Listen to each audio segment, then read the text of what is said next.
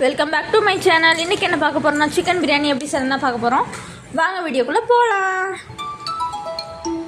இன்றைக்கி நான் ஒரு கிளாஸ் பாஸ்மதி ரைஸ் எடுத்திருக்கேன். அரை மணி நேரத்துக்கு முன்னாடியே ஊற வச்சுருங்க. ஸ்டவ் ஆன் பண்ணிவிட்டு குக்கர் அடுப்பில் வச்சுட்டு 4லேருந்து 5 ஸ்பூன் எண்ணெய் சேர்த்துக்கோங்க. எண்ணெய் நல்லா காஞ்சதுக்கப்புறமா பட்டை, இலை, கிராம்பு, சோம்பு, ஏலக்காய் எல்லாம் சேர்த்துக்கோங்க. சோம்பு நல்லா பொரிஞ்சதுக்கப்புறமா ஒரு பெரிய வெங்காயத்தை நறுக்கி சேர்த்துக்கோங்க. வெங்காயம் அரை வேக்காடு வணங்கினதுக்கப்புறமா கொஞ்சமாக புதினா தலையும் 2 பச்சை மிளகாயும் சேர்த்துக்கோங்க.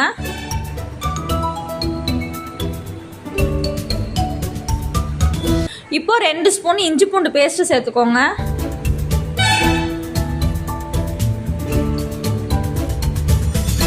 இஞ்சி பூண்டோட ராஸ்மெல் போனதுக்கப்புறமா நம்ம நறுக்கி வச்சுருக்கக்கூடிய 2 தக்காளியை சேர்த்துக்கோங்க. இப்போ கொஞ்சமாக தேவையான அளவு உப்பும் மஞ்சத்தூளும் கொஞ்சமும் சேர்த்துக்கோங்க. தக்காளி இந்த அளவுக்கு வணங்கினதுக்கப்புறமா நம்ம க்ளீன் பண்ணி எடுத்து வச்சுருக்கக்கூடிய சிக்கன் பீஸை ஆட் பண்ணிக்கோங்க.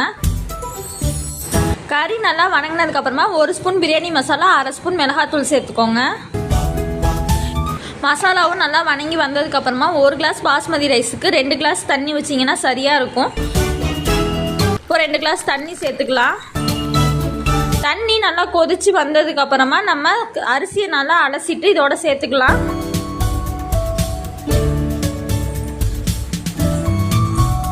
அரிசி சேர்த்ததுக்கப்புறமா நான் 1 ஸ்பூன் நெய் சேர்த்துக்கிறேன்.